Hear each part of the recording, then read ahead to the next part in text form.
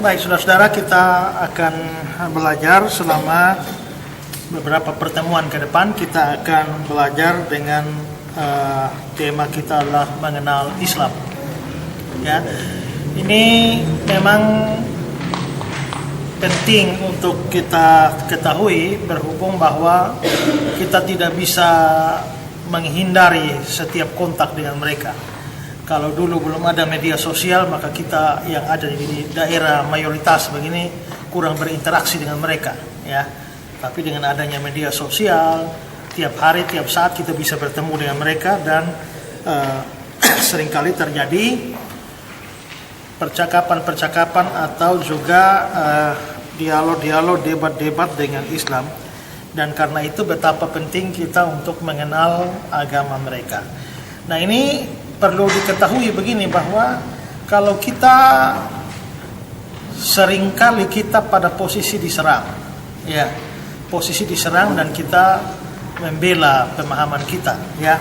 Tapi jarang sekali ada apologet Kristen yang bersifat menyerang balik, ya, menyerang balik. Nah, tetapi juga urusan serang menyerang ini perlu kita ketahui. Mengapa kita perlu memahami atau mengerti Islam dengan semua ajarannya, supaya pada waktu kita menyerang, jangan sampai kita bukan menyerang apa yang mereka percayai, tapi menyerang apa yang kita kira mereka percayai. Nah, ini penting, ya. Banyak juga orang Islam yang menyerang Kristen. Mereka bukan menyerang apa yang kita percayai, tapi mereka menyerang apa yang mereka kira kita percayai. Misalnya, kita selalu diserang dengan istilah Allah tidak beranak dan tidak memperanakan, ya.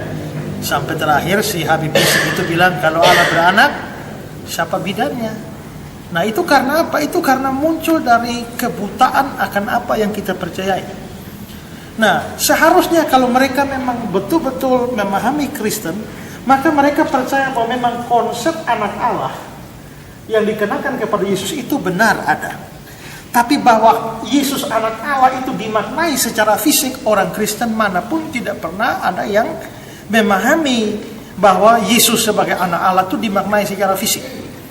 Tapi si Rizik itu mengatakan mana bidannya. Kalau dia bicara bidan, artinya dia sudah berpikir urusan fisik. Dan karenanya dia menyerang apa yang tidak kita percayai, ya. Nah, misalnya juga bahwa kita, sekalipun kita percaya Allah Tritunggal, tapi kita juga ada ini tunggalnya. Tapi seringkali yang mereka anggap adalah, kenapa orang Kristen percaya 3 Allah? Nah, mereka menyerang kita di 3 Allah. Ini 3 Allah namanya bukan Tritunggal, tapi Triteisme, ya.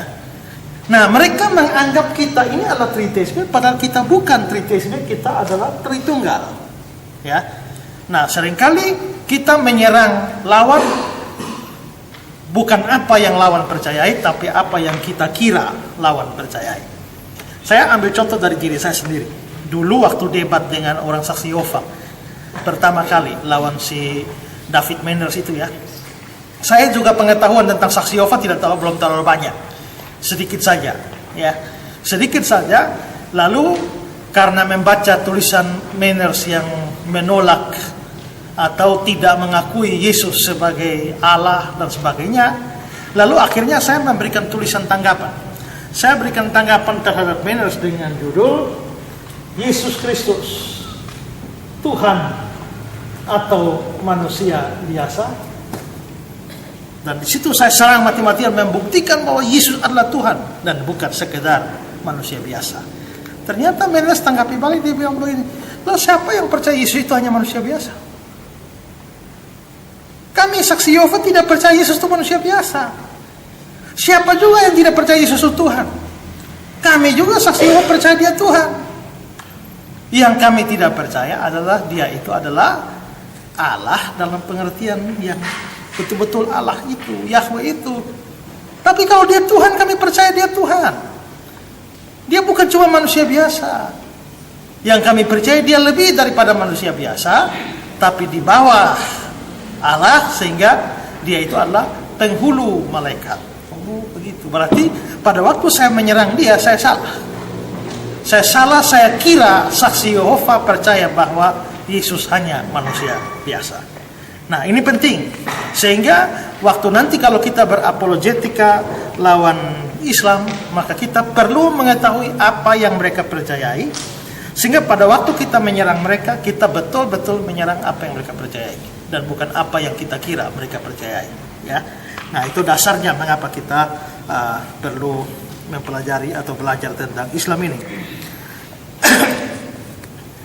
Nah, pertama, soal agama Islam, hampir 1 dari 5 orang penduduk dunia ini memeluk agama Islam. Jadi cukup banyak mereka ya, cukup banyak, mungkin jumlah ini bahkan mungkin sudah 2, apalagi dengan mereka imigran banyak ke Eropa, mereka sudah ya hampir semua negara Eropa mereka ada, mungkin jumlahnya bahkan sudah lebih ya. Nah, cukup banyak. Nah, Islam itu apa? Islam itu adalah kata Arab yang berarti tunduk atau menyerah. Ya, maksudnya di sini tunduk atau menyerah kepada Allah. Ya, tunduk atau menyerah kepada Allah. Dan karena itu, saudara, maka mungkin dalam pengertian seperti inilah, maka semua orang yang tunduk dan menyerah kepada Allah dianggap sebagai Islam. Itulah sebabnya secara sejarah, ya, agama Islam itu baru muncul pada abad yang ke-6 Masehi, ya. Karena kita lihat abad pertama Masehi Kristus lahir, ya. Lalu Yesus itu, katakanlah kalau kita berasumsi bahwa Yesus lahir persis di sini, maka dia umur 30 tahun melayani, ya, tahun 30, 3 tahun melayani, 3 tahun 33, ya paling banyak, paling top dia naik ke surga tuh pada tahun 33. Kalau kita percaya Yesus memang lahir sebelum Masehi, ya sekitar -6, maka Yesus kira-kira naik ke surga itu tahun 27. Ya, tahun 27. Nah, setelah Yesus naik ke surga ini, mulai dari sini, ya tahun 30-an ke atas ini kekristenan mulai berkembang. Ya, kekristenan berkembang sampai di eranya rasul-rasul sampai akhir menjelang tahun 100.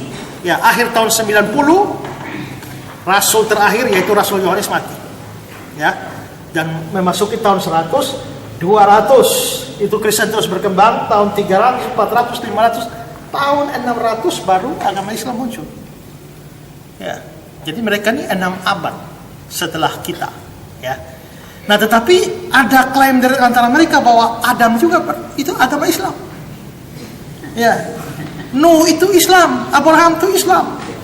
Nah, di sini kita harus mengerti bahwa yang mereka maksudkan dengan Islam itu ya dari kata Islam yang artinya tunduk atau menyerah. Bukankah Adam itu tunduk dan menyerah kepada Allah?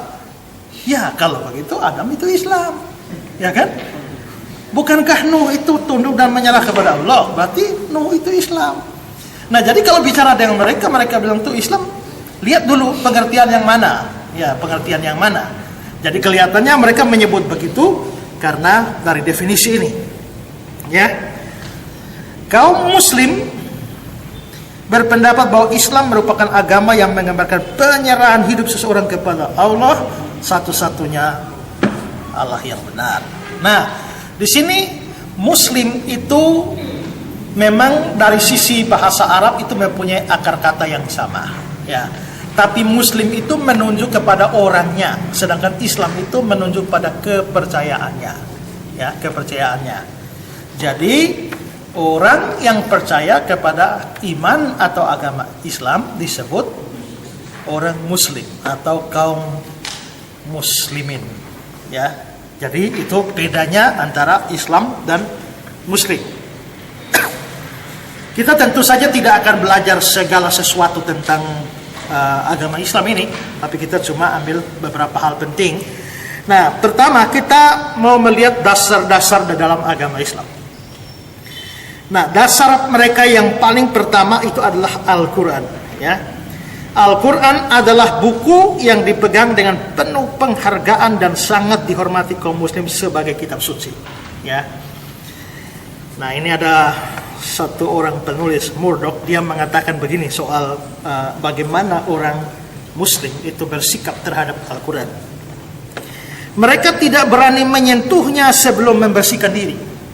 Ya, makanya kalau mau ibadah tuh cuci kaki, ya toh, cuci tangan, ya cuci telinga, mata dan sebagainya. Ya, mereka tidak berani menyentuhnya sebelum membersihkan diri. Mereka membacanya dengan sangat hati-hati serta dengan penuh hormat dan tidak pernah memegangnya di bawah pinggang. Tidak pernah begitu.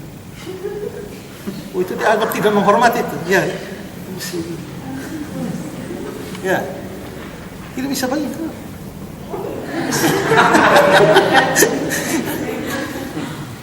Kalau kita kadang-kadang sembarang, ya kita memang tidak mengharuskan. Oh, pokoknya harus di atas pinggang ya. Kenapa tidak boleh di bawah pinggang? Ya? Ya?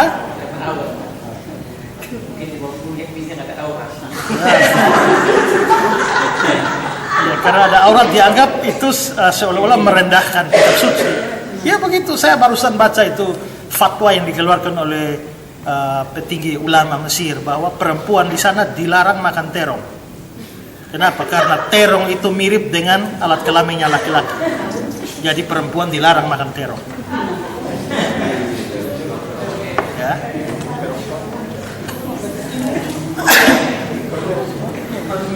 Ya, jadi mereka tidak pernah memegangnya di bawah pinggang. Mereka mengangkat sumpah dengan buku itu dan berpedoman padanya dalam setiap peristiwa. Mereka membawanya ke medan perang, khususnya dalam perang-perang mereka. Itu Quran itu dibawa, itu dianggap buku sakti, buku Allah ya.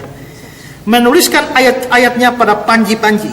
Jadi kalau perang bawa bendera tuh ayat-ayat Quran itu ditulis. Makanya bendera Indonesia pun mereka tuliskan itu ya. Menggantungkannya pada leher sebagai penolak bala. Ini juga semacam jimat untuk menolak bala. Dan selalu menempatkannya pada rak paling tinggi atau di tempat yang terhormat di rumah-rumah mereka. Menurut mereka, iblis akan lari apabila bagian Al-Quran yaitu surat Al-Baqarah dibacakan. Iblis akan lari. Orang yang dapat menghafalkan dan mengulang seluruh Al-Quran di luar kepala, mestinya di dalam kepala juga ya, tapi ya ini istilah di luar kepala ini artinya hafal secara luar biasa tanpa salah. Orang dapat menghafalkan, mengulang seluruh isi Al-Quran di luar kepala disebut sebagai hafiz atau pelindung. Jadi kalau sampai sudah bisa hafal semua namanya hafiz, diberikan sebutan hafiz. Hafiz tidak perlu mengerti artinya. Ngerti tidak masalah, itu nomor 2. Yang penting bisa hafal. Ya, bisa hafal. Hafiz tidak perlu mengerti artinya, tetapi dapat mengucapkan tiap-tiap kata dengan benar. Kadang-kadang ada juga orang buta yang dapat melakukannya serta meraih gelar hafiz. Penting bisa hafal. Nah, dan ingat bahwa mereka menghafalnya dalam bahasa asli, yaitu bahasa Arab. Nah, ini sesuatu yang penting untuk dipikirkan bahwa bagi mereka yang penting asli dan hafal. Ngerti atau tidak ngerti urusan belakang. Tapi kebanyakan orang Kristen adalah tidak peduli yang asli. Yang penting mengerti. Ya, yang penting mengerti. Makanya banyak orang Kristen tidak bisa bahasa Yunani, tidak bisa bahasa Ibrani kan? Ya, karena bagi kita yang penting baca dan mengerti.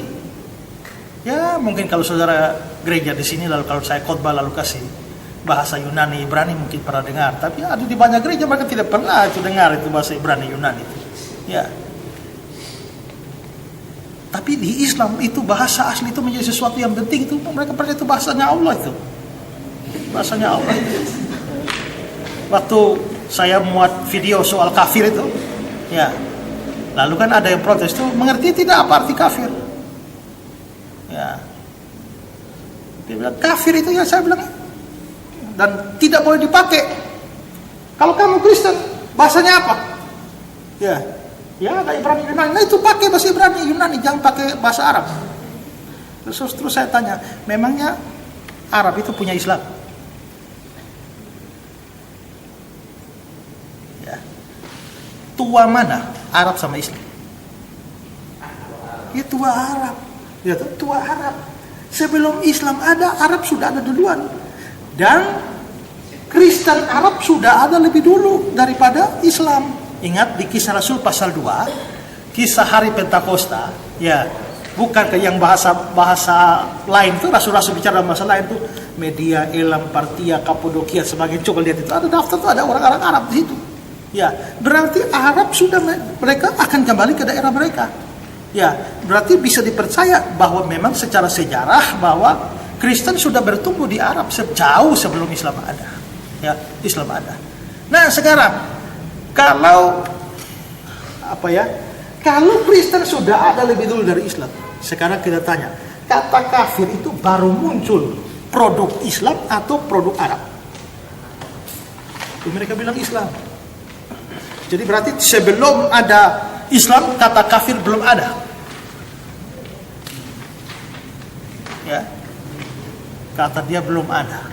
Nah, kalau belum ada, saya tinggal kasih beberapa referensi, ya, dari beberapa kamus atau juga ensiklopedia yang menerangkan arti dari kata kafir itu, bahkan penggunaannya sebelum Islam. Itu artinya apa?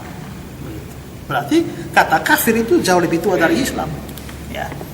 Nah, tapi itulah bagi mereka penting sekali bahasanya. Ya, ngerti atau tidak ngerti, pokoknya yang penting asli dan dihafal. Makanya siapa namanya? Insan Moko Ginta berani membuat sayembara. Ya, siapa bisa hafal? Ya, bisa hafal satu kitab saja dapat hadiah tanpa salah. Ya, tanpa salah. Nah, mereka memakai itu sebagai dasar bahwa di dalam ada banyak orang, bahkan anak-anak yang bisa hafal Al-Quran sampai selesai. Dan kalau ini bukan kitab dari Allah, bagaimana bisa anak-anak itu bisa hafal? Karena ada mujizat Allah di dalamnya, maka anak-anak bisa hafal.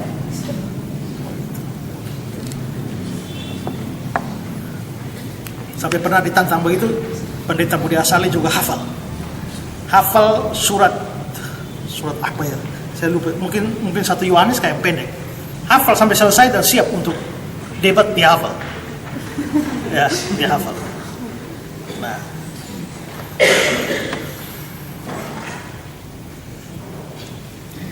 tapi ya jarang, memang harus diakui bahwa jarang orang Kristen menghafal satu kitab sampai selesai.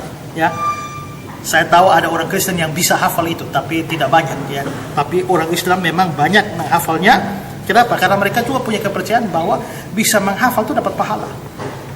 Ya, upah besar di surga kalau bisa menghafal ayat-ayat Quran. Ya. Nah, jadi dasar kepercayaan mereka yang paling utama itu adalah Al-Quran. Kedua, itu adalah sunnah. Seringkali kita dengar namanya sunnah Rasul. Ya, apa itu sunnah? Ya. Di samping Quran, dalam kehidupan Islam ada juga hadis, yang artinya kebiasaan atau tradisi. Ya, hadis itu kebiasaan atau tradisi.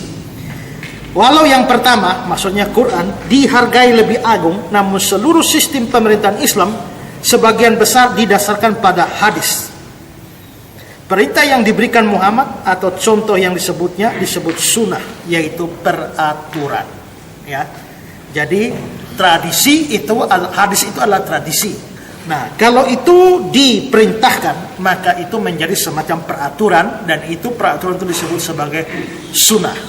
Jadi sunnah Rasul artinya perintah dari Rasul berdasarkan tradisi. Ya. Kita lihat satu kutipan ini dari Ghulam Sarwar.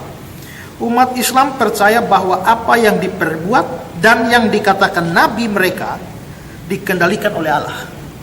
Jadi apa yang dibuat oleh Nabi itu dikendalikan oleh Allah. Karena itu, ya, maka adalah aneh kalau Nabi itu bisa bikin salah, apalagi salah secara fatal.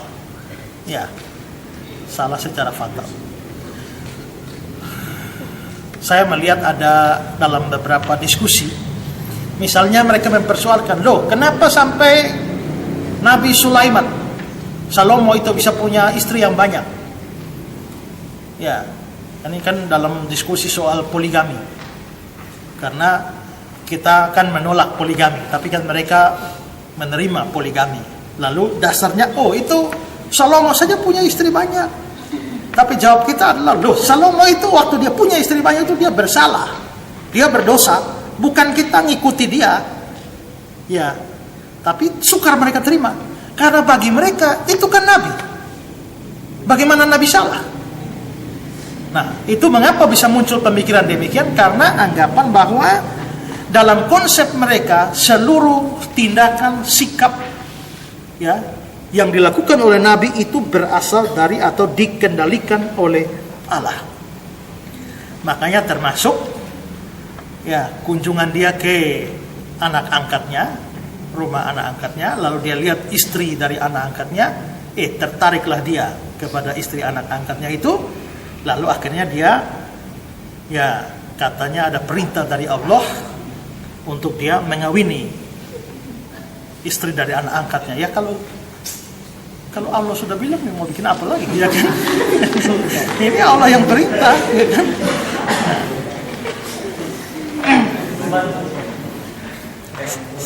Siapa mau lawan Allah coba? Ya. Karena itu kata-kata dan perbuatan-perbuatannya menjadi peraturan ilahi untuk selama-lamanya bagi iman dan kehidupan mereka. Saya kira juga di sini mereka juga tidak cukup konsisten kalau memang mau seperti itu. Karena misalnya saya pernah dialog dengan mereka. Mereka bilang begini, bahwa Yesus itu waktu mati itu dikasih kain kafan. Ya.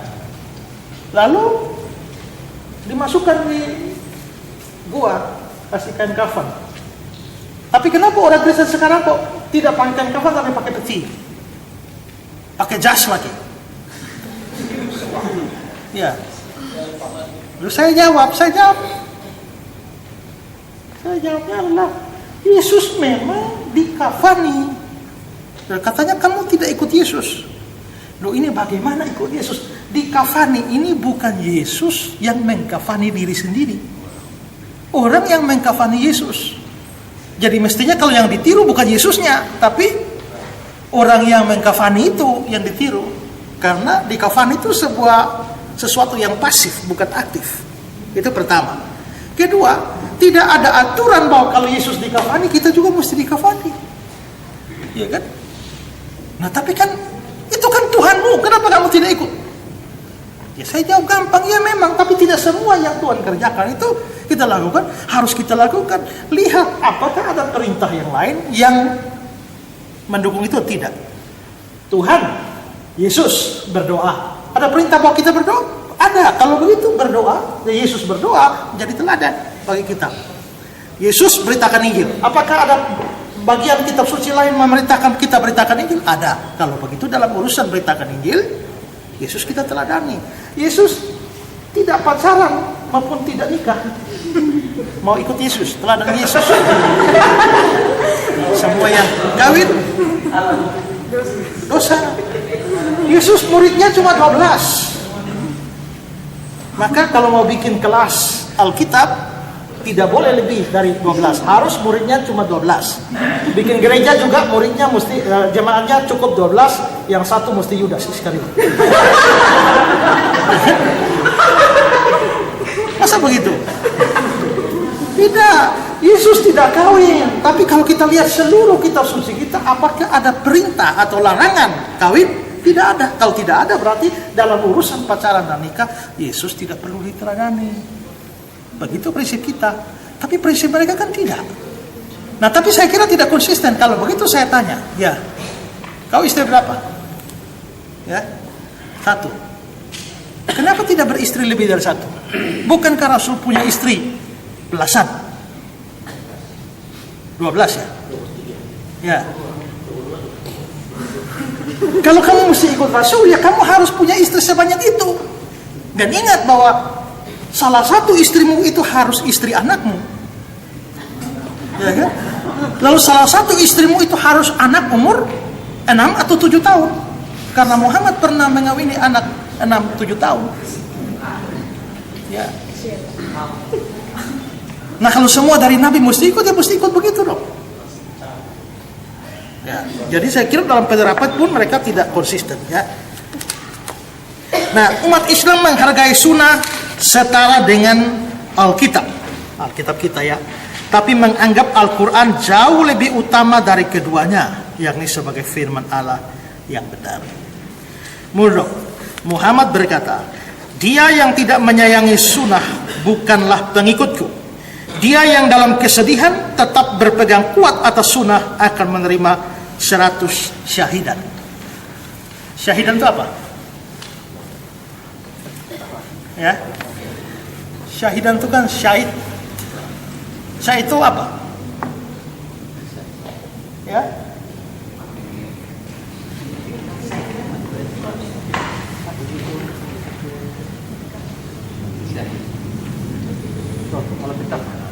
ya, orang mati syahid. Ya, kata syahid itu aslinya itu adalah artinya itu adalah saksi. Saya lupa kata Yunaninya ya, tapi kamu begini. Kisah pasal 1 adalah apa? Kamu akan jadi saksiku di Yerusalem, Yudea, Samaria, sampai ujung bumi. Kamu akan jadi saksiku. Kata saksi ini di dalam bahasa Yunani adalah martir. Maka orang mati martir. Ya, sehingga orang yang mau jadi saksi Tuhan itu mesti siap mati untuk siap jadi martir. Arti orang yang martir itu adalah orang yang mati syahid. Mati karena imannya. Ya, mati karena imannya. Nah, orang yang taat kepada sunnah itu akan dikatakan akan menerima hadiah 100 syahidan. Maksudnya 100 syahidan ini, coba lihat ya, orang Islam kalau mereka mati membela agama mereka, mereka anggap itu mati syahid dan pahala, dapat pahala ya. Makanya mereka rela bom bunuh diri, ya itu dia mereka anggap itu mati syahid. Mati syahid akan mendapatkan upah sebagai seorang yang mati syahid. Nah, tapi kalau orang taat sama sunnah Rasul, maka dia akan mendapatkan hadiah 100 syahidan. Artinya upahnya dia adalah sama seperti upah 100 orang yang mati syahid. Ya. Wah, itu luar biasa upahnya ya. Ya. Mati syahid saja upahnya sudah luar biasa. Apalagi kalau taat kepada sunnah Rasul, maka kita dapat hadiahnya itu 100 kali lipat. Maka itu sesuatu yang luar biasa. Sunnah berasal dari suatu kebiasaan atau tradisi yang lebih luas. Sebagai contoh, seorang Muslim Bukhari ini kan ada, mereka percaya ada imam besar mereka 4, salah satunya itu adalah Bukhari. Nah, jadi Muslim Bukhari artinya Muslim yang ikut jalurnya imam besar Bukhari ini, ya. Seorang Muslim Bukhari menginventarisasi ada 20.000 macam kebiasaan. Jadi ada 20.000 macam kebiasaan. Kemudian menolak 10.000 diantaranya karena dianggap tidak benar. Dari sisa yang 10.000 itu dia hanya dapat menerima 7.275 macam. Serta selebihnya dinyatakan tidak dapat dipercayai. Abu Daud hanya dapat menerima 4.800 peraturan yang dianggap asli di antara 50.000 yang ada. Jadi juga ada tradisi-tradisi yang berkembang, mereka kumpul semua yang dianggap asli, tidak asli, ini sampai ada perbedaan. Ada yang bisa menerima 7.000-an saja, ada yang menerima 4.000-an saja. Nah, jadi ada perbedaan-perbedaan juga di dalam hadis-hadis itu yang lalu menjadi sunnah. Nah, itu dasar kepercayaan mereka yang kedua. Jadi yang pertama adalah Quran, yang kedua adalah sunnah ini. Lalu yang ketiga adalah ijma. Nah, ini saya berdialog dengan ini orang yang namanya Arda Chandra ini, karena dia berteman dengan saya di Facebook juga, jadi saya dialog sama dia untuk cari tahu konsep-konsep Islam ini. Nah, ijma itu apa? Nah, dia menjawab begini, ijma merupakan kesepakatan para ulama dalam menetapkan suatu hukum yang tidak disebutkan secara jelas dalam Al-Quran dan hadis. Jadi ada sesuatu hal yang Al-Quran juga tidak jelas, menyebutnya atau mengajarkannya, hadis-hadis juga tidak jelas mengajarkannya.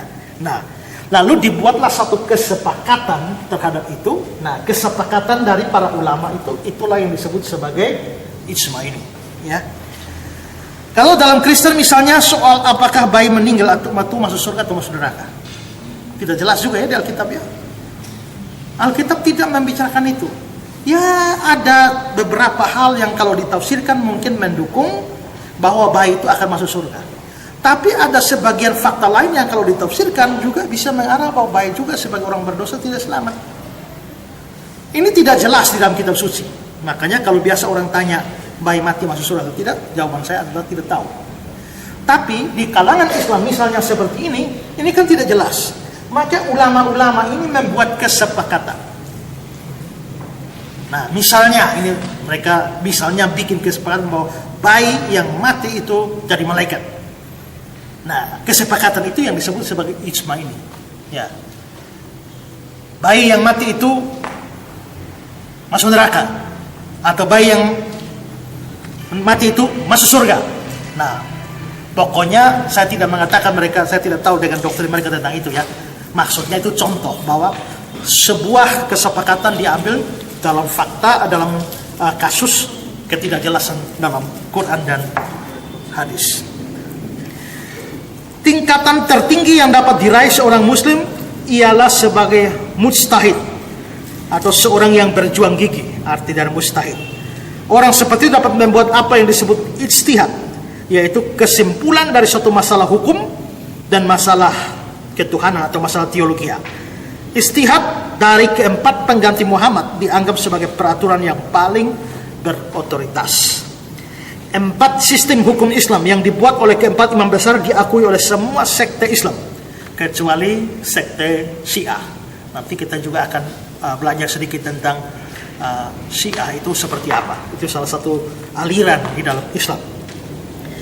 Hingga kini seorang qadhi atau hakim tidak akan memutuskan hukuman, atau seorang mufti, pemimpin agama yang berwenang memberi putusan-putusan hukum, tidak akan memberikan fatwa. Fatwa itu adalah putusan hukum yang bertentangan dengan pendapat keempat imam.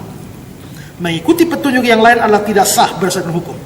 Oleh karena itu dalam Islam tidak mungkin terjadi perubahan ataupun perkembangan, karena mereka mengikuti ini 4 imam besar ini ya, di dalam hal yang sifatnya ijma ini. Apalagi kalau misalnya itu menjadi negara Islam, di mana hukum-hukum Islam diberlakukan, ya maka ijma ini itu penting sekali. Karena itu Indonesia bukan negara Islam saja, mereka sudah mulai dengan fatwa ini begini, fatwa ini begini, fatwa ini begitu dan sebagainya. Ya, mereka mengeluarkan banyak peraturan. Ya. Di Mesir, ulama Mesir juga mengeluarkan fatwa bahwa anak gadis itu pada malam hari tidak boleh duduk di luar rumah bersama dengan ayahnya. Kenapa? Karena itu bisa menimbulkan ayahnya jatuh cinta kepada anaknya sendiri. Ya. Itu memang fatwa yang aneh, tapi dalam kenyataannya memang mereka keluarkan fatwa demikian. Ya. Nah, jadi bayangkan bahwa kalau kita adalah negara Islam, maka seluruh hidup kita akan diatur oleh fatwa-fatwa itu. Ya, kalau contoh prakteknya adalah pergilah ke Aceh, ya, maka mereka punya semacam undang-undang yang diberlakukan sendiri, makanya disebut sebagai daerah istimewa, ya, karena mereka memberlakukan syariat Islam di sana dengan fatwa-fatwa mereka, aturan-aturan mereka buat. Ya, itu ijma. Yang keempat adalah qiyas. Ini dari hasil percakapan saya sama Arda Chandra ini. Dia bilang, qiyas adalah suatu keputusan terhadap kejadian yang belum ada pada masa sebelumnya. Ingat beda ya, kalau ijma itu Quran dan hadis tidak jelas. Ya, tidak jelas, tidak cukup kuat menjelaskan, tidak cukup terang menjelaskannya. Tapi kalau qiyas itu adalah sesuatu yang memang pada zaman Quran atau zamannya Islam, hadis dan lain sebagainya itu belum ada.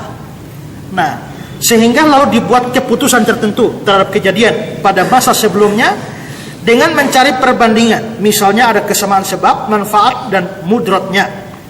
Kalau dalam sistem hukum modern mungkin sama dengan jurisprudensi, walaupun tidak persis betul. Nah, terus saya tanya sama si Arda ini, contohnya kias pada masa kini itu bagaimana? Lalu dia kasih ya. Contoh penerapan kias yang klasik dalam hukum Islam, misalnya soal haramnya memakai narkoba. Ya. Dalil Al-Quran dan hadis tidak ada yang menyebut soal narkoba. Soalnya zamannya itu narkoba belum ada. Ya, narkoba belum ada. Tapi soal haramnya meminum kamar, kamar ini kan ada semacam minuman keras pada zaman dulu. Soal meminum kamar, sedangkan waktu Al-Quran diturunkan masyarakat belum mengenal narkoba, dan narkoba juga tidak diminum seperti kamar pada waktu itu, merupakan anggur yang difermentasi dan diperas. Jadi mungkin kayak laru itu, ya, atau sopi itu, ya, difermentasi. Tapi zaman itu belum ada. Zaman itu belum ada, hanya ada itu, belum ada narkoba. Ketika narkoba ditemukan, maka para ahli fikih melakukan kias, memasukkan narkoba ke dalam kategori kamar. Mengerti ya? Yang dulu zamannya Quran dan hadis itu narkoba belum ada, hanya ada ini kamar. Dan kamar itu dianggap minuman keras dan itu salah atau dosa. Narkoba belum ada. Sekarang, tahu-tahu pada zaman modern ini muncul narkoba. Mau cari dalilnya di dalam Al-Quran atau dalam hadis, tidak ada membicarakan narkoba. Tapi lihat persamaannya dengan kamar. Oh, kalau kamar saya tidak boleh, maka berarti narkoba juga tidak boleh. Ya, kira-kira begitu. Contoh lain misalnya, bagaimana hukumnya pembunuhan seorang yang telah menerima wasiat terhadap pemberi wasiat? Ya, orang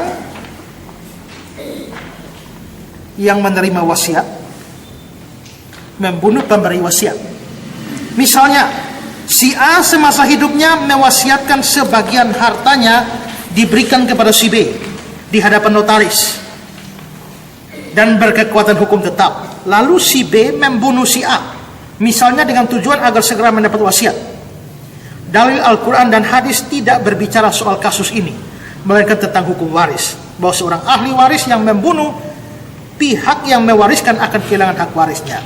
Dalil ini lalu dijadikan dasar untuk mengkiaskan kasus wasiat ini, maka si penerima wasiat kehilangan haknya. Jadi tidak ada urusan dengan ini, tapi dicari persamaan, lalu pada akhirnya dikiaskan menjadi sesuatu yang dilarang atau diperbolehkan, tergantung putusannya. Ini mungkin sama juga dengan urusan bolehkah orang Kristen merokok? Ya, di zamannya Rasul Paulus dan lain sebagainya, rokok belum ada itu. Ya. Lalu bagaimana? Ya, kita perlu mengkiaskannya. Kalau di dalam hukum Islam mungkin begitu, ya, perlu dibuatkan kias untuk memberikan putusan terhadap hal itu. Atau dalam Kristen misalnya persoalan, bolehkah dalam kebaktian kita tidak menggunakan Alkitab bentuk buku tapi pakai HP saja?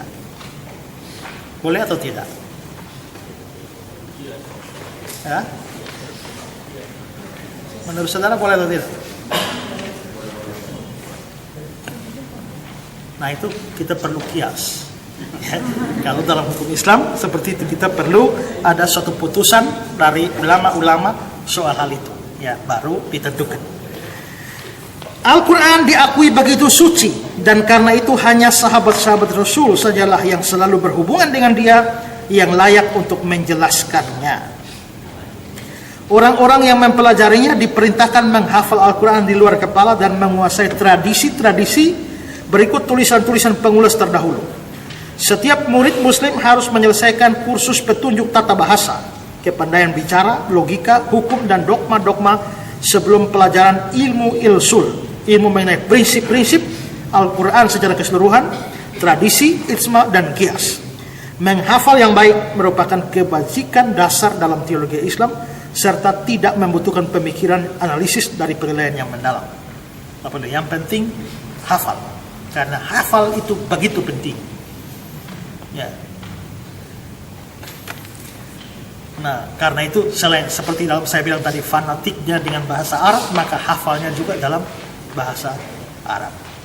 Nah, karena itu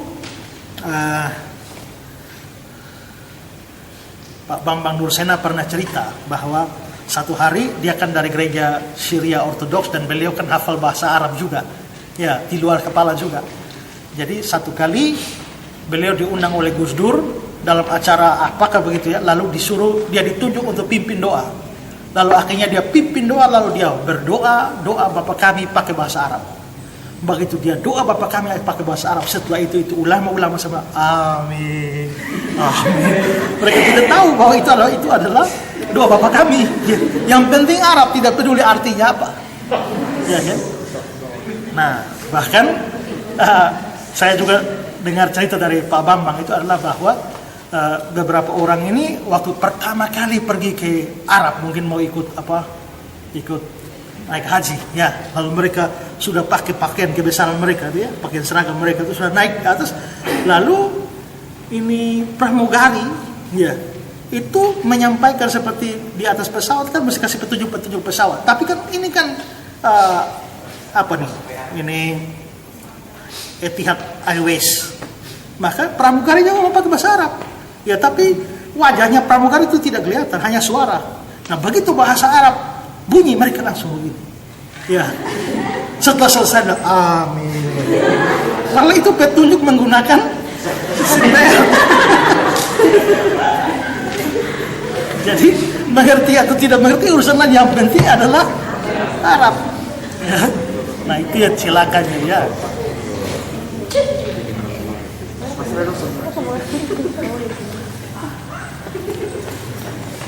Itu mana itu cerita Napoleon dia? Saya agak lupa ceritanya. Napoleon ini pemimpin Prancis itu, dan dia kadang-kadang ada tentara-tentara banyak, dia suka mengunjungi para tentaranya. Nah, di antara tentara-tentaranya Napoleon ini ada juga kadang-kadang ada bukan orang Prancis di situ, ya, ada orang-orang non Prancis.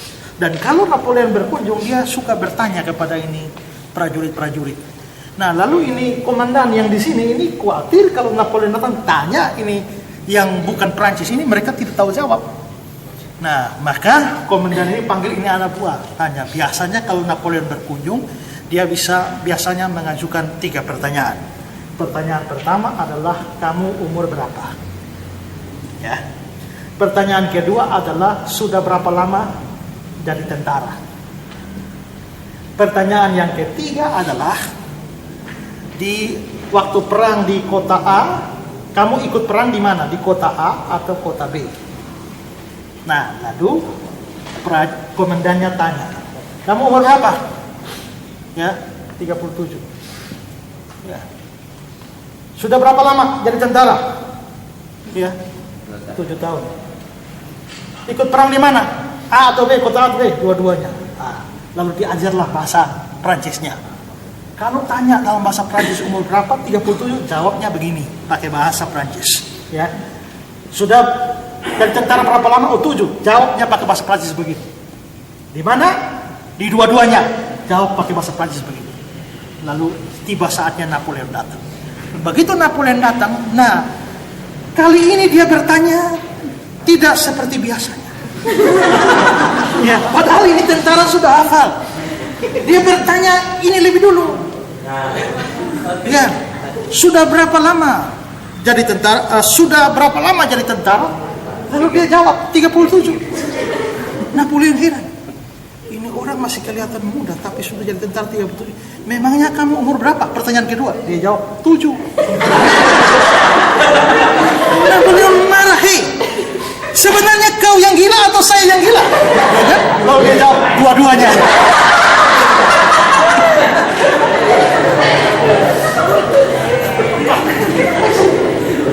Itu karena apa? Karena hafal tanpa mengerti. Ya.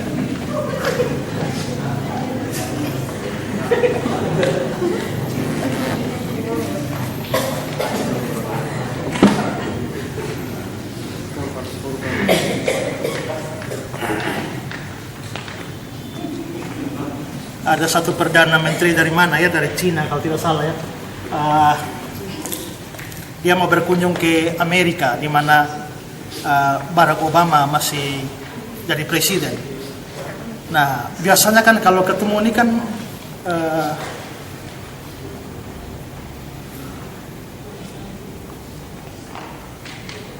dia sudah jelasin, orang kalau ketemu biasanya mesti tanya orang itu, how are you? Ya. Lalu orangnya itu akan bilang fine, and dia jawab, and you jawab me too. Dia hafal mati. How are you? Me too. How are you? Me too. How are you? Me too. Lalu pergilah dia ke Amerika. Waktu ketemu Barack Obama, dia pegang tangan dengan Barack Obama, dia salah ucap, bukan how are you, tapi who are you? Who are you? Barack Obama kaget, ini maksudnya dari mana tidak kenal saya? Akhirnya dia sadar, lalu Barack Obama langsung menjawab, oh, I am Michelle husband. Saya suaminya Michelle. Lalu Perdana Menteri bilang, me too.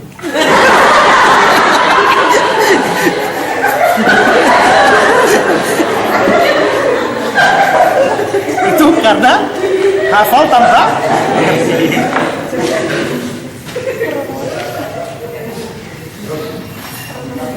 Jadi lebih baik mengerti walau tidak hafal daripada hafal tapi tidak mengerti. Lebih baik dari dua-duanya adalah mengerti dan hafal, ya. Oke, sekarang kita masuk soal pengumpulan bahan-bahan Al-Quran. Pertama, dari para penghafal kepada syair. Syair ini 6 orang. Kata Al-Quran berarti bacaan atau pengajian. Nama kedua yang populer adalah, mereka juga menyebutnya Quran sebagai Kitabullah. Ya, Kitabullah itu ya Alkitab, ya.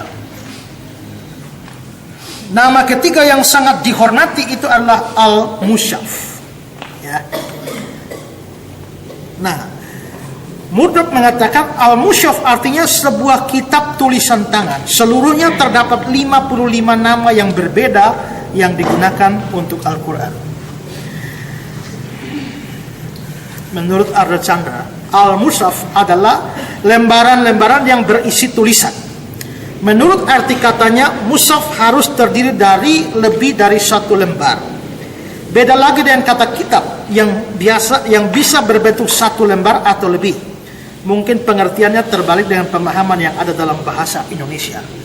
Ya, jadi ini semacam lembaran-lembaran, ya, lembaran-lembaran. Jadi mereka bisa menyebutnya juga Quran, bisa menyebutnya Kitabullah, bisa menyebutnya Mushaf. Penyampaian dan penulisan Al-Quran berlangsung dalam kurun waktu lebih dari 23 tahun. Ya, ini cukup lama. Ya. Ayat-ayat Al-Quran dicatat langsung dari bibir Muhammad dari waktu ke waktu oleh para penulis atau mula-mula dihafalkan dan beberapa waktu kemudian baru dituliskan. Jadi mereka hafal, setelah itu baru tulis. Untuk penulisan ketika itu digunakan dalam tulisan bahan tulis kasar yang dipakai orang-orang Arab. Tidak diketahui tempat penyimpanan yang pasti dari bahan-bahan ini, tetapi kemungkinan disimpan di sebuah kamar salah seorang istri Muhammad atau dipegang oleh orang-orang yang pertama-tama menulisnya.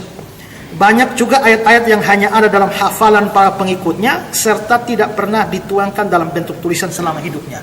Jadi mereka cuma hafal-hafal saja. Nanti ada juga yang dicatat langsung, tapi ada yang bahkan sampai Muhammad mati baru mereka mulai mencatatnya. Murdoch. Setelah Muhammad meninggal, banyak penghafal ayat-ayat Al-Quran yang terbunuh dalam perang Yamamah. Jadi ada perang dan ternyata banyak yang hafal Quran ini mati banyak. Oleh karena itu Umar mengusulkan kepada Abu Bakar supaya semua bab-bab Al-Quran dikumpulkan. Tugas tersebut diserahkan kepada Syahid bin Syabit, ketua penulis atau sekretaris Muhammad. Dia mencari cuplikan-cuplikan Al-Quran dari setiap tempat, mengumpulkannya menjadi satu dari daun-daun kurma, lempengan-lempengan batu putih, dan dari ingatan pengikut-pengikut yang setia. Naskah pertama yang lengkap dihimpun 20 tahun setelah Muhammad meninggal. Dan pengurusannya dipercayakan kepada Hafsah, salah satu janda Muhammad.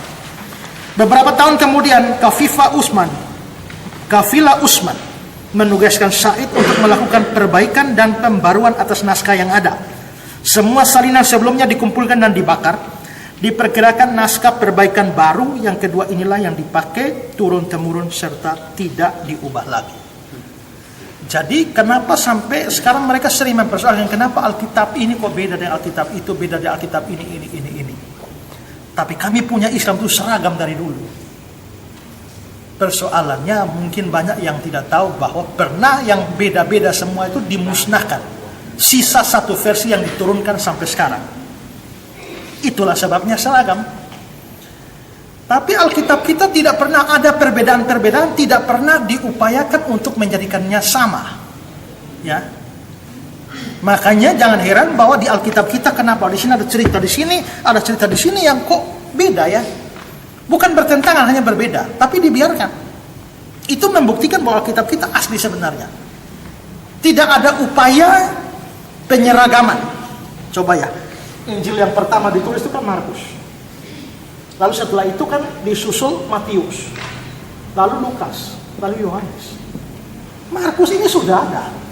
Nah, kadang-kadang Matius mencatat cerita yang sama dengan Markus, tapi informasinya berbeda. Kalau Matius mau menyeragamkan bisa saja, ya kasih sama saja dengan Markus, supaya tidak ada masalah. Tapi tidak, mereka tetap mempertahankan perbedaan yang ada, karena maksud-maksud tertentu. Tapi perbedaan itu bukan kontradiksi, ya, bukan kontradiksi. Nah, ini penting untuk diperhatikan satu keterangan di sini ya. Naskah pertama yang lengkap dihimpun 20 tahun setelah Muhammad. Sekarang mari kita membandingkan dengan Alkitab kita. Saya tidak mau ngomong soal persisnya kapan Yesus dilahirkan ya, tapi kita asumsi kita saja tahun 0 ini ya. Maka Yesus umur 30 tahun melayani. Ini berarti tahun 30 Masehi. Lalu dia melayani selama 33 tahun, berarti sekitar tahun 33 Masehi. Tahun 33 dia mati. Dia mati, bangkit, naik ke surga. Berarti Yesus naik ke surga pada sekitar tahun 33 ya. Nah, lalu di sini kita mulai lihat setelah Yesus naik ke surga, lalu kitab Perjanjian Baru ini mulai ditulis. Kitab Perjanjian Baru mulai ditulis dan kitab terakhir yang ditulis itu surat-surat Yohanes dan kitab Wahyu. Itu ditulis oleh Rasul Yohanes. Itu di akhir tahun 90-an, hampir tahun 100. Ini selesai. Nah, tapi kitab Perjanjian Baru ini pertama ditulis tahun berapa? Kitab paling tua dari kitab Perjanjian Baru itu kitab apa?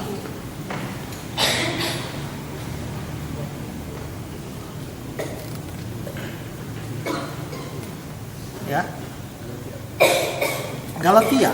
Ya, surat Galatia itu ditulis.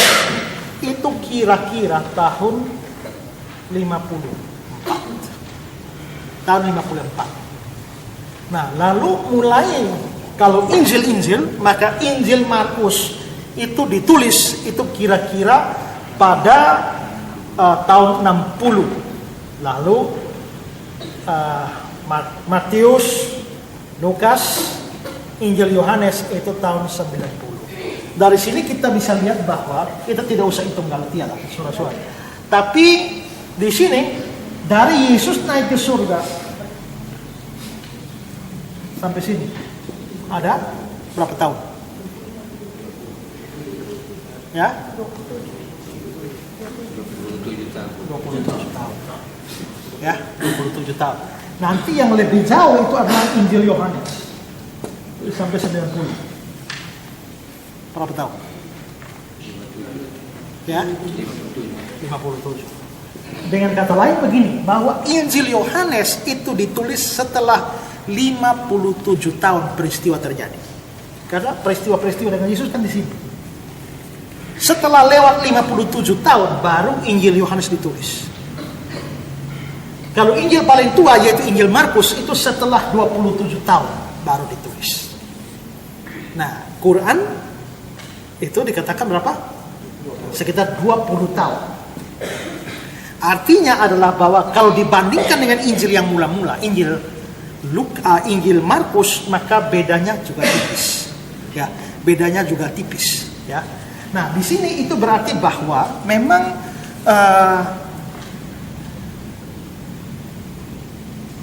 para murid yang menulis itu tidak menulis langsung pada saat Yesus masih ada dalam dunia dan bicara, ya.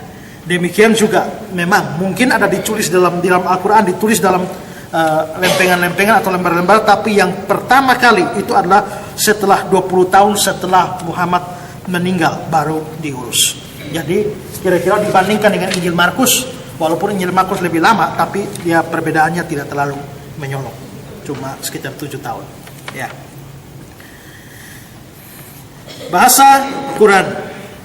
Al-Quran ditulis dalam prosa lirik bahasa Arab dengan pengucapan suara berirama yang amat disukai oleh orang-orang Arab. Orang-orang Arab sangat menyukai cara baca dengan berirama. Karena itu cara baca yang berirama seperti itu bukan khas Islam, itu khas Arab. Dan karena itu orang-orang Kristen Arab pun kalau membaca Injil, ya kayak mengaji juga. Ya, kayak mengaji juga. Ya. Makanya seringkali kita lihat ada pengajian Al-Quran.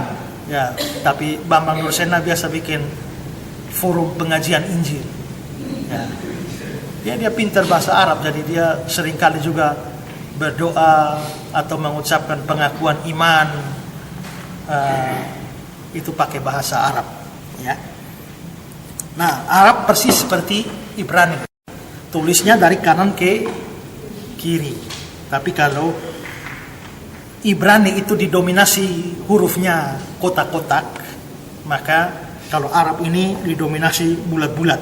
Ini contoh teksnya dari surat Al-Fatihah ayat 1 sampai 7. Dan ini dianggap sebagai pembukaan, ya, pembukaan. Di dalam nama Allah yang Maha Pengasih dan Maha Penyayang, pujilah Allah Tuhan dari alam semesta, pengasih pengampun, pemilik hari penghakiman. Engkau sendirilah yang kami sembah, kepadamu sendirilah kami mohon pertolongan. Tunjukkanlah kami jalan yang lurus. Ya, yakni jalan orang yang diperkenan, bukan jalan mereka yang memperoleh murka-Mu, dan bukan jalan mereka yang sesat. Tunjukkanlah kami jalan yang lurus. Ya, apa itu? Suratul Mustaqim, jalan yang lurus. Jadi karena itu maka beberapa orang yang beralih dari Islam ke Kristen, mereka menganggap bahwa setelah membaca ayat ini, tunjukkanlah kami jalan yang lurus. Ihdinal siratal mustaqim. Ternyata begitu buka Alkitab Yohanes 14 ayat 6 ketemu akulah jalan dan kebenaran. Itu berarti Al-Quran ini sebenarnya merujuk kepada Yesus. Maka bertobatlah mereka jadi Kristen. Hanya terus terang ya, saya tidak terlalu suka orang menganggap bahwa mereka menjadi Kristen setelah membaca ayat-ayat Al-Quran. Saya tidak percaya. Kenapa? Karena begini, karena saya tidak percaya Quran firman Allah. Ya, saya tidak percaya Al-Quran firman Allah. Dan karena itu maka bagi saya Injil harus diberitakan. Ya, Injil harus diberitakan. Mereka harus mendengar Injil baru mereka percaya pada Injil yang benar. Ya. Tapi kalau mereka bertobat karena ayat-ayat Al-Quran yang dipercaya bahwa ayat-ayat Al-Quran itu menuntun mereka kepada Kristus, dengan kata lain secara implisit mereka memang mengakui kebenaran dari ayat-ayat ini. Dan ayat-ayat ini betul-betul adalah wahyu Allah. Hanya dia menunjuk kepada Yesus. Karena itu mereka berhasil menemukan Yesus berdasarkan wahyu di dalam Al-Quran. Dan kita tidak percaya bahwa Quran itu adalah wahyu Allah. Gitu.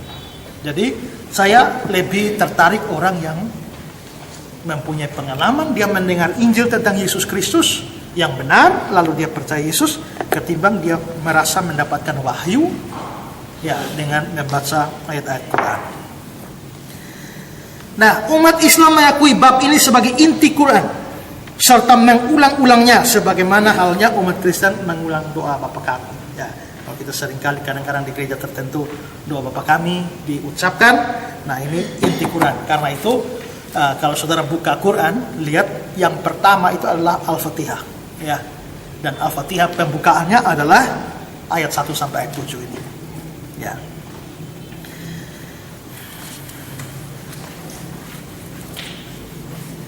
Susunan Quran. Al-Quran yang diakui sebagai kitab suci oleh umat Islam dibagi dalam 114 surat yang berisi kurang lebih 6.200 ayat, 80.000 kata, dan 330.000 huruf yang disusun menjadi 30 bagian yang disebut juz atau sipara, yang memungkinkan seorang muslim mengajikan seluruh buku dalam 30 hari pada bulan puasa Ramadan. Ya. Jadi Al-Quran pertama kali dicetak dalam bahasa Arab di Roma pada 1530. Terjemahan pertama adalah ke dalam bahasa Prancis dikerjakan tahun 1647. Kemudian dilanjutkan ke dalam bahasa Inggris. Surat-surat dalam Quran tidaklah disusun secara urutan kronologis menurut isi dan komposisinya. Jadi tidak ada urusan, kalau kita punya kan urutan kronologis ya. Misalnya kitab Kejadian, ini cerita pertama Tuhan Allah menciptakan dunia, habis itu ini manusia Adam dan Hawa jatuh dalam dosa, setelah itu mulai terus itu kronologi. Kalau Al-Quran tidak bersifat kronologi, ya. Pada urutan pertama terdapat doa pembukaan, itu yang Al-Fatihah itu.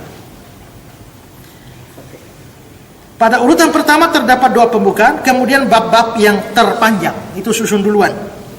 Beberapa surat berisikan ayat-ayat yang disampaikan pada waktu yang berbeda-beda dan disatukan tanpa memperhatikan judul. Menurut Sir William Muir, bab-bab yang lebih singkat pada umumnya berasal dari pengajaran Muhammad yang mula-mula. Jadi itu disusun itu. Yang panjang-panjang itu, kitab panjang-panjang itu disusun duluan.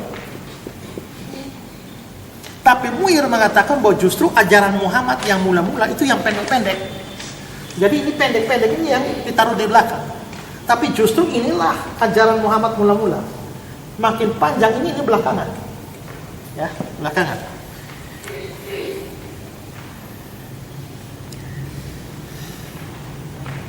Dengan demikian, cara untuk mendapatkan gambaran yang terbaik tentang tahap-tahap pengajaran Muhammad adalah dengan memulai membacanya dari bagian terakhir. Jadi kalau mau memahaminya dengan baik, ya sudah baca dari belakang. Ya, baru kita bisa urutan kronologi pengajaran Muhammad itu. Muir mengenali 18 surat yang berisi rapsodia pendek yang dikarang oleh Muhammad sebelum dia menyusun tujuan misi ilahinya, dan karena itu tidak ada satupun di antaranya berbentuk pesan dari Allah. Itu kira-kira komposisinya, susunannya. Sekarang isinya. Secara tradisi, 4 buah surat dianggap berasal dari pengajaran Muhammad yang mula-mula. 19 surat mungkin berasal dari pengajaran umum Muhammad kepada imigran suku Abyssinia atau Ethiopia. 22 surat diperkirakan berasal dari pengajaran Muhammad tahun ke-6 hingga tahun ke-10. 31 surat dari periode tahun ke-10 pengajaran Muhammad hingga perpindahannya dari Mekah ke Madinah. Surat-surat itu berisikan beberapa cerita dari Injil. Ada cerita-cerita Injil karena itu ada mirip-mirip di situ ya. 20 surat diduga diberikan di Madinah. Nah, dari 20 surat ini, surat kedua merupakan surat terpanjang yang diberi nama Al-Baqarah. Ya, Al-Baqarah, tapi orang Jawa bilang Al-Baqarah. Ya, Al-Baqarah itu artinya sapi betina. Nah, itu nama-nama Al-Quran itu kalau diterjemahkan itu nanti jadi lucu semua. Ya, ada surat semut, ada surat sapi betina, dan sebagainya ya. Nah, jadi lebih baik tetap diarabkan saja Al-Baqarah. Itu artinya sapi betina. Ya, kenapa diberi nama demikian? Diberi nama demikian sesuai isi surat tersebut yang menggambarkan upacara kurban oleh orang-orang Israel berdasarkan petunjuk Musa. Sapi disebutkan berwarna kuning dalam Al-Baqarah, padahal seharusnya merah seperti tertulis dalam Bilangan 19 ayat yang kedua. Ya, inilah ketetapan hukum yang diperintahkan Tuhan yang berfirman, katakanlah kepada orang Israel supaya mereka membawa kepadamu seekor lembu betina merah yang tidak bercela, yang tidak ada cacatnya dan belum pernah kena kuku. Ya, jadi itulah yang orang Israel sampai ini hari mereka menjaga betul itu lembu betina merah itu, lembu merah itu karena mau dijadikan korban. Padahal itu binatang sudah langka, ya, sudah langka. Nah, tapi di Quran dibilang warna kuning. Berdasarkan surat ini, kaum muslim menyatakan bahwa Abraham dan anaknya yang lahir pertama yaitu Ismail itu mendirikan Ka'bah, tempat suci bagi umat Islam. Ya, jadi dipercaya demikian itu dari surat Al-Baqarah ini.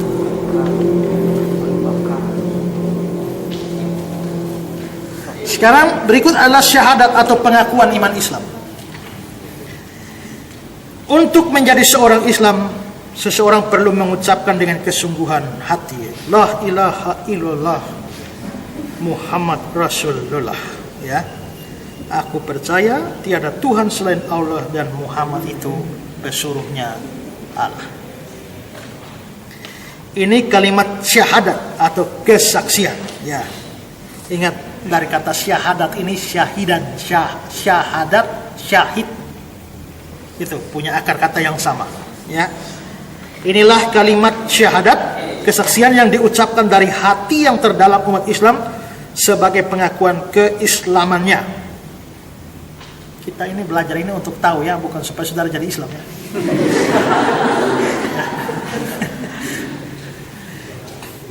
Sesuai dengan hal di atas, seorang muslim yang benar harus menerima 5 pengakuan utama iman mereka. Jadi ada 5 pengakuan iman. Pertama, percaya kepada Allah sebagai satu-satunya Allah yang benar. Kedua, percaya kepada malaikat, yaitu pesuruh Allah untuk melaksanakan kehendaknya. Ketiga, percaya kepada keempat buku yang diilhamkan, yaitu Taurat, Zabur, Injil, dan Quran, di mana diantaranya Al-Quranlah kitab yang terakhir dan terlengkap. Yang keempat, percaya kepada ke-28 Nabi Allah, diantaranya Muhammadlah Nabi yang terakhir. Yang kelima, percaya akan adanya hari penghakiman atau hari yang terakhir. Itu 5 kepercayaan dasar mereka, yaitu percaya kepada Allah satu-satunya, kedua pada malaikat, ketiga pada 4 buku itu, lalu pada nabi-nabi, dan yang terakhir adalah hari penghakiman. Itu adalah pengakuan iman mereka. Sekarang kita melihat satu persatu paham mereka ini. Nanti pada bagian-bagian selanjutnya kita akan melihat perbandingan-perbandingan ya dengan Kristen ya. Tapi dalam tahap awal ini betul-betul kita murni mempelajari apa yang mereka pahami. Pertama, soal Allah. Ini pilar pertama dari pengakuan iman mereka. Ajaran pertama yang terpenting dalam keyakinan Islam adalah ajaran tentang Allah. Muhammad mengetahui sejak masa kecilnya sebelum agama Islam adanya kepercayaan kepada Allah yang berarti Tuhan. Tuhan yang samar, maha tinggi yang menciptakan dunia, yang kemudian menjadi Allah. Dia juga mengetahui suku Najran yang hampir seluruhnya beragama Kristen yang berpengaruh besar di bagian utara Arab. Itu sudah Kristen. Istri Muhammad yang pertama, Siti Khadijah pun itu adalah seorang Kristen. Ya. Lalu juga istri yang ke-6, kalau saya tidak salah yang namanya Maria, itu juga adalah seorang Kristen. Ya. Jadi cukup banyak dia mendapatkan pengaruh dari Kristen. Hanya pengaruh Kristen Arab yang kelihatannya diserap oleh Muhammad itu adalah Kristen yang sesat, yakni Kristen Nestorian dan juga mungkin Arianisme yang dikutuk oleh gereja sebagai ajaran sesat. Lalu karena waktu itu gereja dengan negara itu satu, maka Kristen sebagai agamanya dan Roma sebagai negaranya itu satu, maka namanya ajaran sesat itu mesti dibasmi. Tapi basminya pakai tentara Roma. Begitu. Maka tentara Roma mengejar ini aliran sesat untuk basmi. Akhirnya mereka kabur semua, lari sampai ke Jazirah Arab. Maka bertumbuhlah mereka dan aman di Arab. Berarti bahwa kekristenan yang masuk ke Arab itu adalah kekristenan yang kristologinya sudah salah. Ya. Dan kemungkinan itulah yang Muhammad menyerap dari sana. Ayah Muhammad sendiri bernama Abdullah, ya, yang berarti Abdullah itu artinya hamba Allah. Ya. Jadi Abdullah, ini abdi, ya, abdi itu adalah hamba, ulah, ya Allah. Jadi Abdullah itu artinya hamba Allah. Nama yang bagus bukan? Ya, kalau di sini kita ketemu Abdullah pasti Islam. Tapi kalau kita pergi ke Arab, maka Abdullah itu orang Kristen bisa Islam. Ya, kalau di sini memang kita sudah langsung tahu Abdullah, karena jarang sekalipun arti Abdullah itu begitu bagus, tapi jarang orang Kristen kasih nama anaknya Abdullah karena berpikir yang sudah Arab itu pasti Islam. Jadi kalau lihat ada Abdullah saja pasti Islam, apalagi sudah tambah dengan belakang Abdullah Neno, ya, ya, Siti Neno Bais, ya, Sauda Banam Tuan. Nah, itu. Kalau begitu kita sudah langsung tahu, ya. Tapi di sana memang artinya begitu. Jadi Abdullah itu hamba Allah. Nah, kalau bapaknya Muhammad itu namanya Abdullah, hamba Allah, berarti bahwa memang sebelum Islam ada, kepercayaan kepada adanya Allah itu sudah meluas, ya, sudah meluas.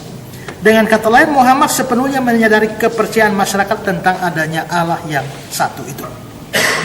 Inti atau jati diri Allah meliputi keberadaannya, kekekalannya, keadaan yang tidak dapat dirasa, tidak bertubuh, maha penting, maha hadir, tidak berbentuk dan unik. Sifat-sifatnya meliputi hidup, kuat kuasa, berpengetahuan, berkehendak, berperasaan, dan berbicara. Penciptaan, pemeliharaan, nubuat, menetapkan takdir merupakan pekerjaan dari Allah. Jadi ini kelihatannya juga mirip, ya, dengan iman Yahudi maupun juga Kristen. Menurut tradisi Islam ada 99 nama yang terindah untuk Allah. Ya. Gelar-gelar dan nama yang sering dipakai itu, misalnya Maha Tahu dipakai 158 kali dalam Quran. Maha Esa 21, Maha Kuasa 44, yang unik 89, Maha Pengampun 96, Maha yang bijaksana 95. Gelar-gelar yang tidak sering dipakai itu adalah pembunuh, pemberi nafkah, dan penuntut balas. Ya. Setiap orang Islam yang taat akan memulai percakapannya dengan mengucapkan Bismillahirrahmanirrahim, yang artinya dengan menyebut nama Allah yang Maha Pengasih dan Maha Penyayang. Itu dalam bicara seperti itu. Al-Quran menitik beratkan ajarannya pada kesatuan dan keunikan Allah yang mutlak. Islam adalah penganut yang tidak dapat ditawar-tawar soal monoteisme. Monoteisme itu kepercayaan ada satu Allah, itu tidak bisa ditawar-tawar. Kuat sekali. Ya. Dosa yang tak terampunkan ialah syirik, atau menghubungkan atau menyatukan Allah-Allah lain dengan Allah yang satu itu. Nah, itulah sebabnya bagi mereka Kristen itu syirik dan tak terampunkan, karena kita Allah yang satu itu kita sekutukan dia dengan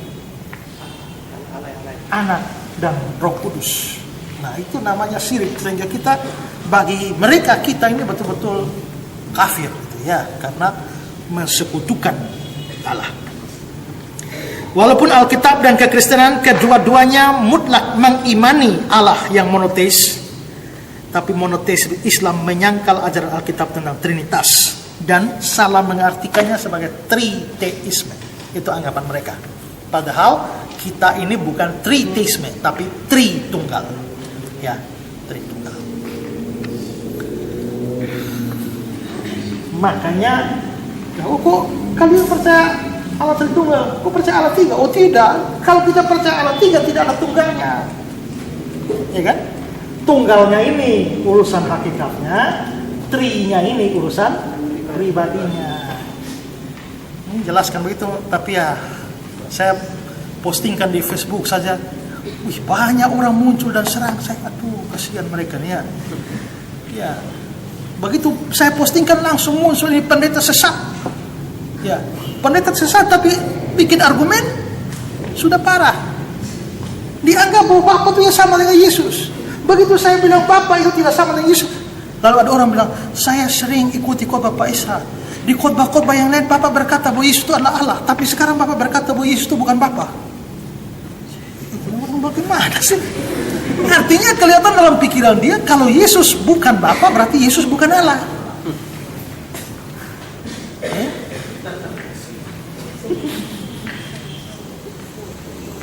Nah kalau Yesus sama dengan Bapa, nah bagaimana dengan kalimat naik ke surga, duduk di sebelah kanan Allah Bapa? Kalau Yesus sama dengan Bapa berarti apakah Yesus duduk di sebelah kanan dirinya sendiri? Mikir.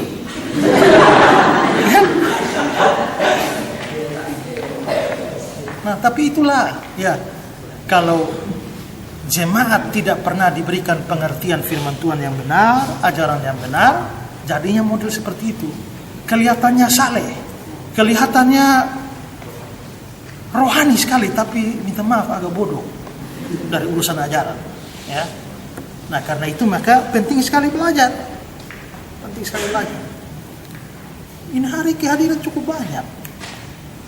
Waktu saya mau mengajar eksposisi dari Alkitab kita jarang datang. Begitu saya bahas Islam banyak datang. Sebenarnya saudara tertarik yang mana sebenarnya?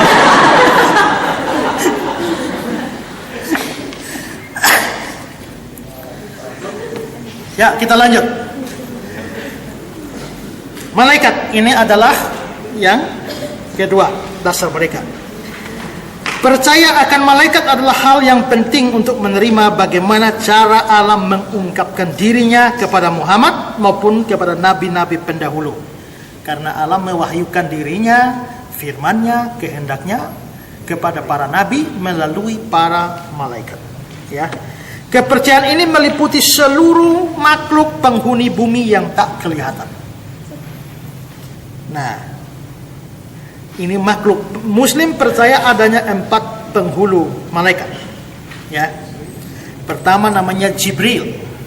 Ini Jibril ini kan mereka ini dari Jibrail. Ya, tapi karena Ibraninya tuh L, ya jadi I di sana jadi Jibrail menjadi Jibril.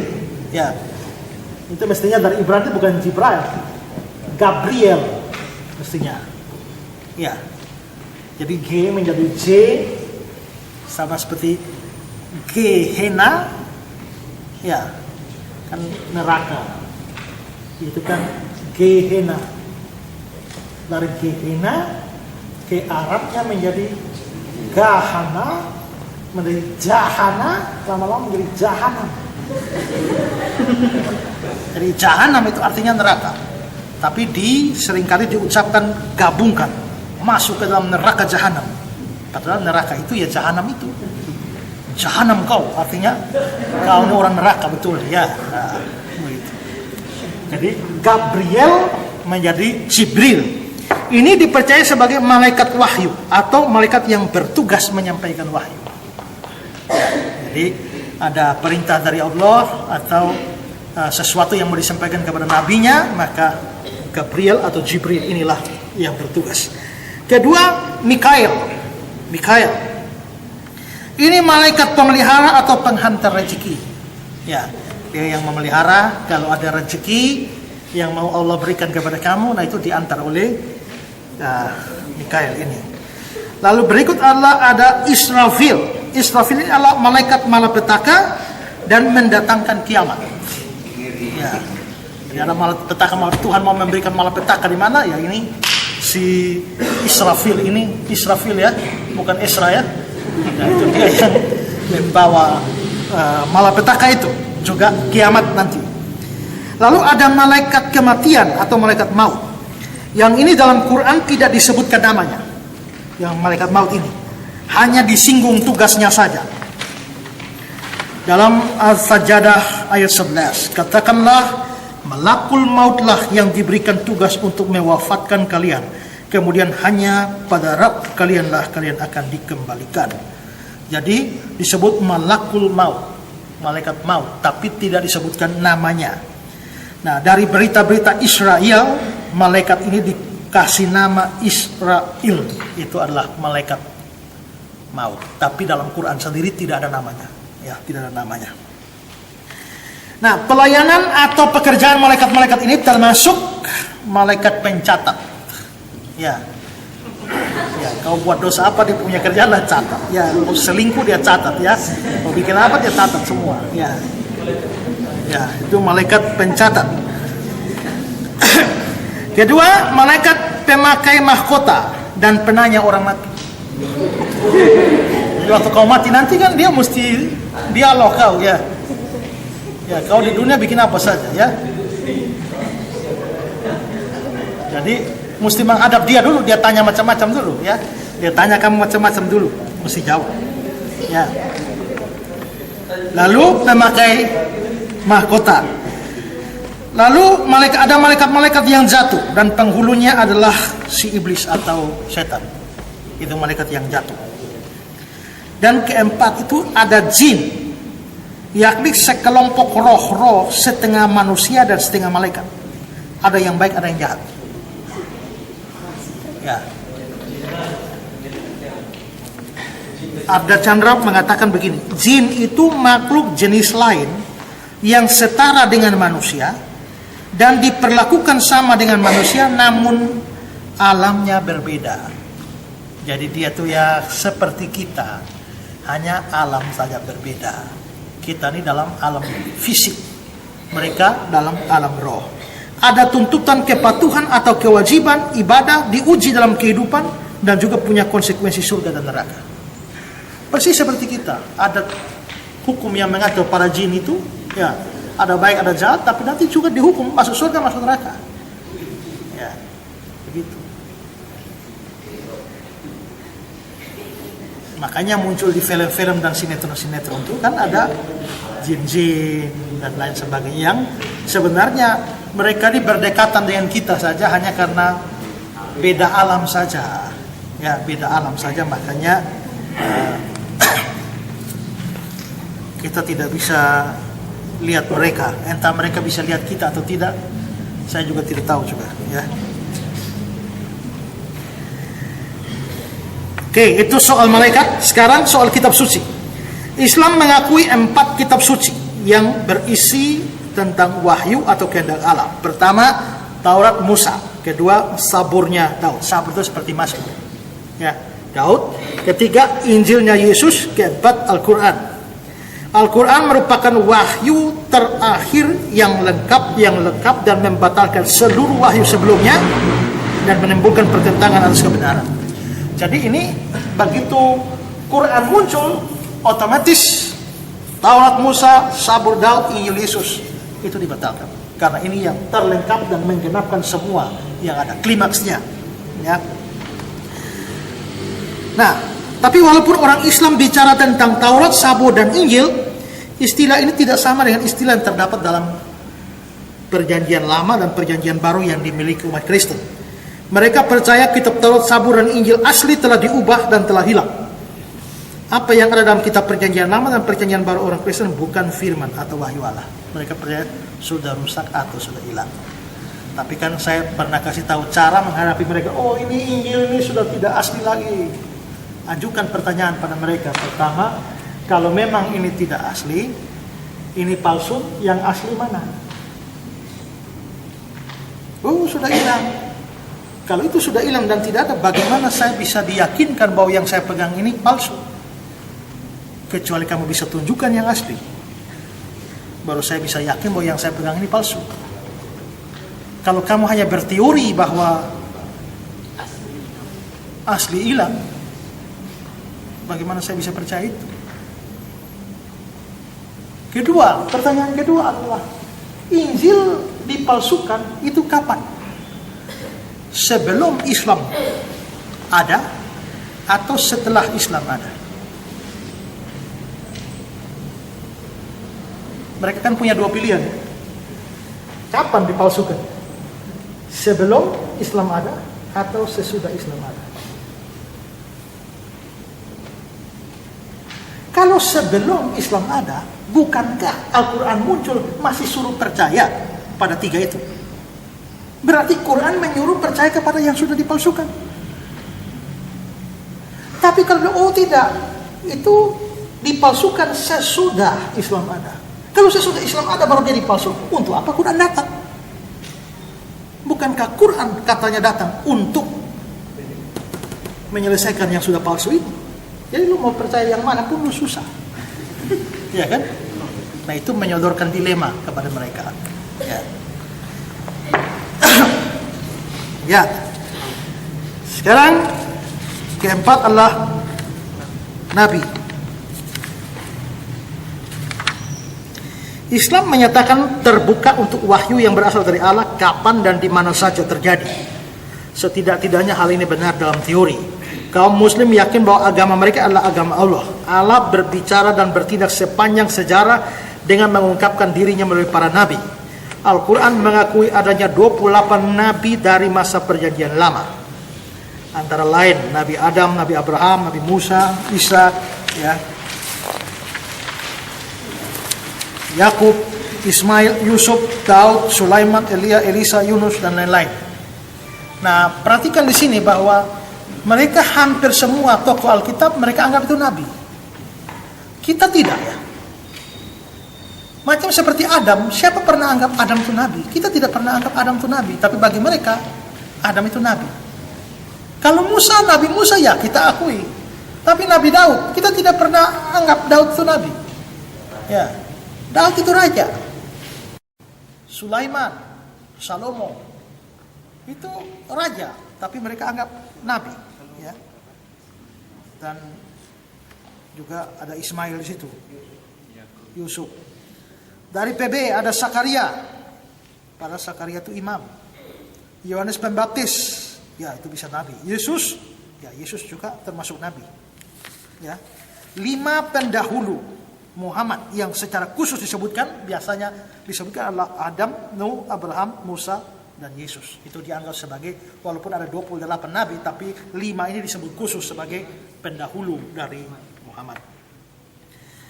Al-Quran mengakui kelahiran Yesus dari perawan, tapi tidak mengakui keberadaan kekalnya, serta tidak mengajarkan penyaliban dan kebangkitan seperti yang dikatakan Injil. Jadi dipercaya itu ya ada teori macam-macam sih. Ada yang katanya diganti wajahnya, teori penggantian, ya, dan masih macam-macam. Pokoknya tidak menerima penyalibannya.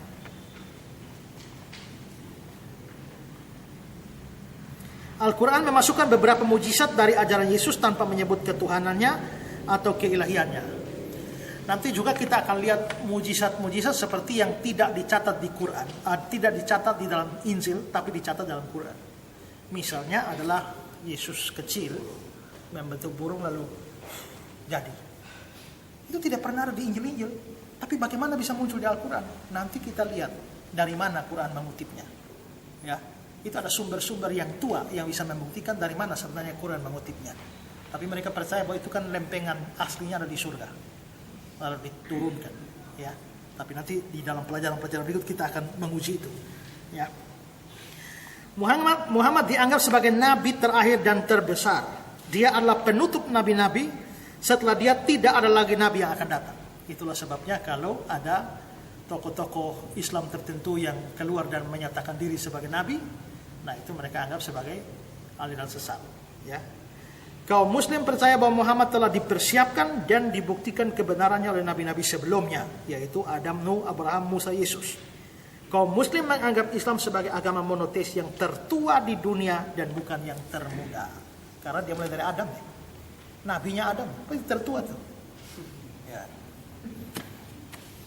Kebangkitan dan hari penghakiman, ini dasar kepercayaan mereka kelima. Pembaca-pembaca Quran akan segera menemukan Allah yang dilukiskan bersifat keras, tegas, dan bukan pengasih. Kekerasan Allah ditekankan dalam uraian Al-Quran tentang hari penghakiman dan akibatnya. Pesan ahli Muhammad mengingatkan umatnya akan penghakiman ilahi yang kejam yang akan datang.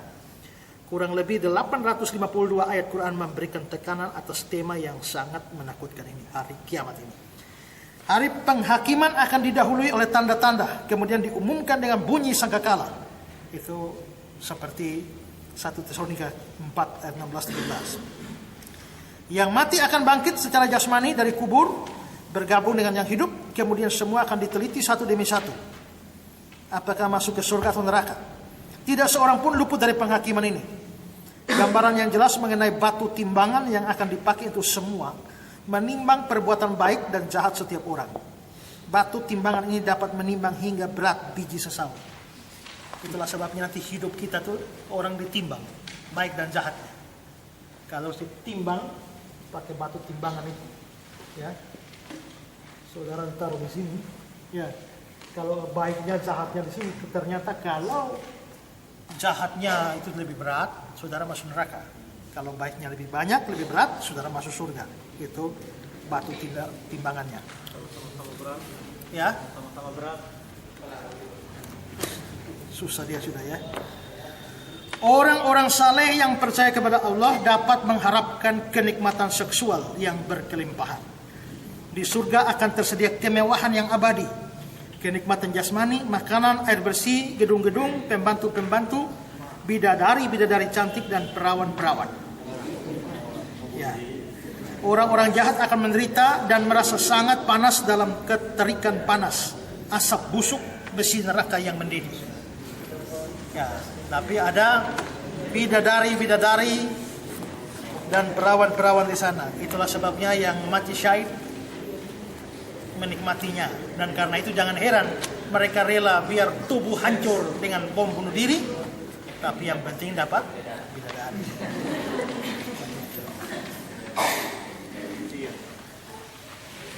Kalau yang perempuan mati syahid dapat apa? Bidadara mungkin ya, bidadara. Ya. Nah itu sekilas tentang ajaran mereka. Jadi dari sini kita bisa tahu, oh mereka tuh percayanya begini. Nanti pada pelajaran berikut kita akan sambung terus, lalu kita akan lihat mengupas tentang Quran dan juga tinjauan sejarah terhadap hal itu perbandingan dengan ajaran Kristen.